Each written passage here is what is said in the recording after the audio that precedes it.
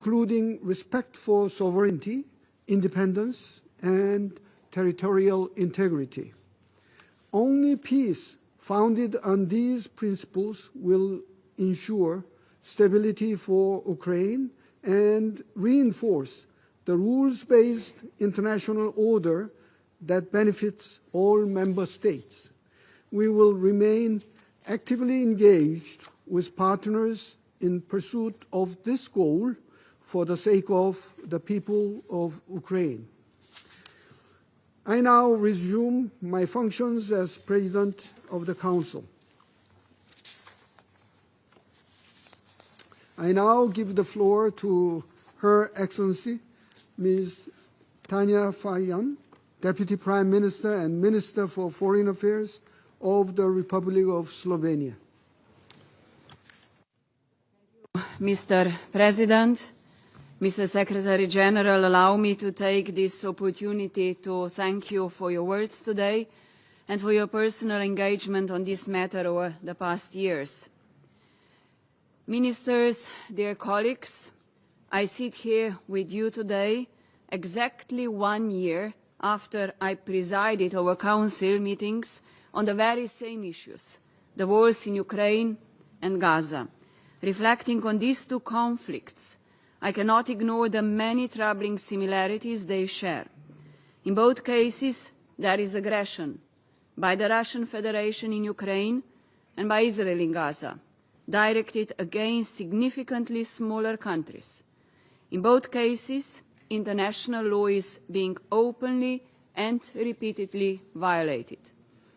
And I must ask, how many more times will we need to gather here before we put an end to these tragedies?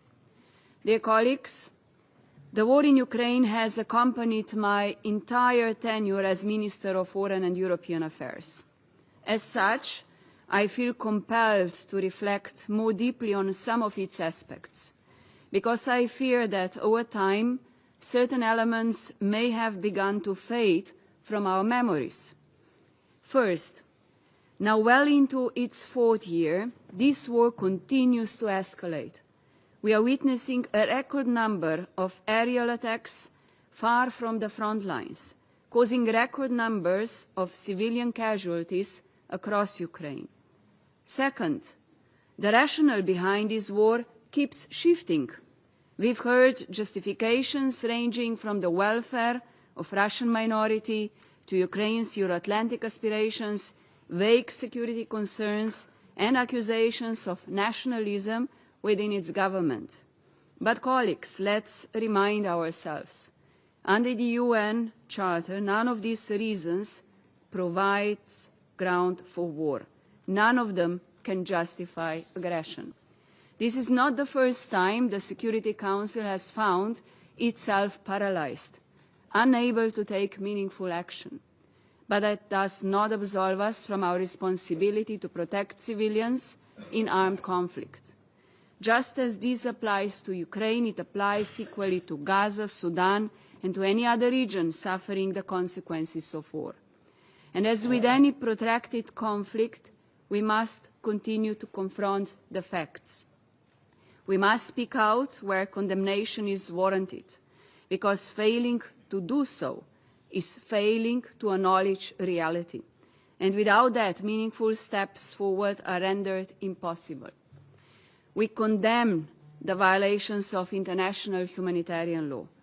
We condemn the abductions and forcible transfers of children. We condemn attacks on critical civilian infrastructure. We condemn that Russia keeps responding to Ukraine's calls for peace and ceasefire with drone swarms and missile strikes.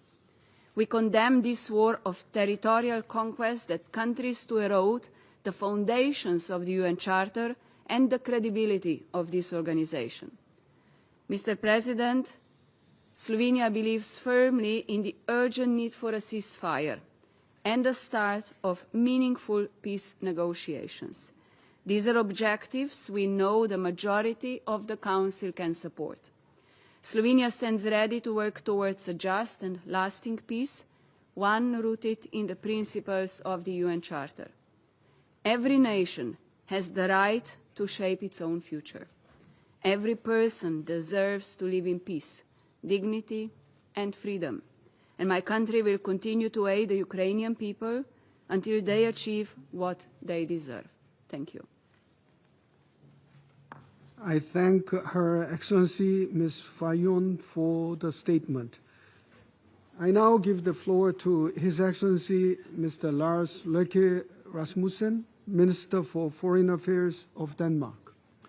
Thank you, Mr. President, and thank you for the Republic of Korea for convening this meeting, and Secretary